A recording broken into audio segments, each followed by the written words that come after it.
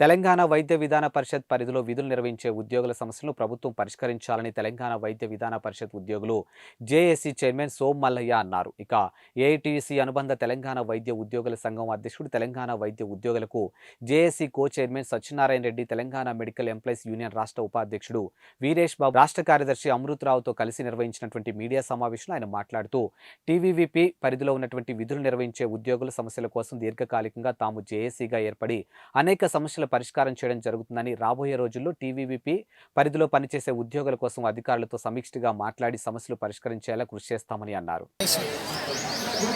Presidential order అలొకేషన్లో భాగంగా 317 implement చేసే భాగంగా ఈరోజు నర్సింగ్ కమ్యూనిటీ వాళ్లకు 317 జీవో ప్రకారము కమ్యూనిటీ అలాట్మెంట్ జరుగుతూ ఉన్నది. ఇంతకుముందుకు 2018లో వచ్చినటువంటి ప్రెసిడెన్షియల్ ఆర్డర్ వైద్య విధాన పరిస్థితుల్లో ఇంప్లిమెంటేషన్ కాలేదు. కారణం ఏంటంటే వైద్య విధాన పరిస్థితి అనేది ఒక ప్రత్యేకమైనటువంటి కార్పొరేషన్ లాంటి సంస్థ. దీనికి గ్రాంటీనెడ్ కింద పనిచేస్తుంది. ప్రభుత్వ రంగ సంస్థగా గుర్తింపబడతలేదు కాబట్టి 317 జీవో దీనికి అప్లికబుల్ కాదని చెప్పేసి దాదాపుగా 5 సంవత్సరాల నుండి మమ్మల్ని తాత్సారం చేస్తూ ఉన్నారు.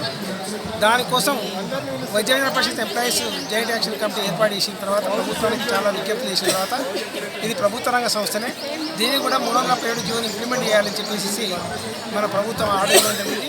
దాంట్లో భాగంగానే ఈరోజు నర్సింగ్ ఎలక్షన్ కంటే ముందు కొన్ని కేటగిరీలకు ఆల్రెడీ జరిగిపోయింది. ఫార్మసిస్ట్ గ్రేడ్ 1లకు, ల్యాబ్ మన రేడియోగ్రాఫర్లకు, అదేవిధంగా ఆఫీస్ సూపరింటెండెంట్లకు ఇది జరిగిపోయింది. ఆ ఎలక్షన్ కోడ్ రావడం వల్ల ఈ ప్రక్రియ మధ్యన ఆగిపోవడం జరిగింది. ఆ తర్వాత ఇప్పుడు ఎలక్షన్స్ కోడ్ అయిపోయింది కాబట్టి ఇప్పుడు నర్సింగ్ సిబ్బంది చాలామంది ఉన్నారు. వాళ్ళ కోసం ఈ 317 జీవోలు ఇంప్లిమెంట్ చేస్తూ వాళ్ళకు న్యూ ప్లేసెస్ అలొకేషన్ జరుగుతూ ఉంది. అందులో భాగంగానే వాళ్ళకు కౌన్సిలింగ్ ద్వారా వాళ్ళకి పోస్టింగ్ ఇవ్వాలని చెప్పేసి ప్రభుత్వం నిర్ణయించింది జరిగింది. ఆ నిర్ణయం ప్రకారంగా ఈరోజు చేస్తూ ఉంది. సాలరీస్ ఇస్తున్నారు. దాని పేరును సెకండరీ హెల్త్ సర్వీసెస్గా మార్చుకోవడం కూడా జరిగింది. అదే ప్రకారంగా అదే చట్టం ఎక్కడైతే చట్టం అక్కడ రద్దయిందో ఆ రద్దయిన చట్టాన్ని ఇక్కడ ఇంప్లిమెంట్ చేయొద్దని చెప్పేసి మేము జేఏసీ తరఫున పోరాటం చేస్తూ ఉన్నాం. ఆ క్రమంలోనే ఈరోజు ప్రభుత్వం ఒక కమిటీ చేసింది. ఆ వైద్య విధాన పరిషత్ స్ట్రెంథన్ చేయాలని చెప్పేసి ఒక కమిటీ ఇచ్చింది. దానికి కమలాసన్ రెడ్డి గారు, తర్వాత డిఎంఈ డిహెచ్ గారు ఒక కమిటీ ఇచ్చింది. వాళ్ళు కూడా వైద్య విధాన పరిషత్ను రద్దు చేయాలి, డైరెక్టర్ ఆఫ్ సెకండరీ హెల్త్ సర్వీసెస్గా మార్చాలి, వైద్య విధాన పరిషత్ ఉద్యోగులకు 010 సాలరీస్ ఇవ్వాలని చెప్పేసి ప్రభుత్వానికి రికమెండ్ చేయడం జరిగింది.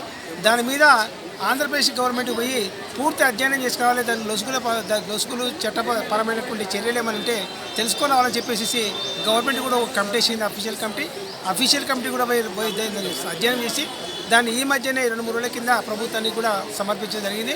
ప్రభుత్వం కూడా సానుకూలంగా ఉన్నది.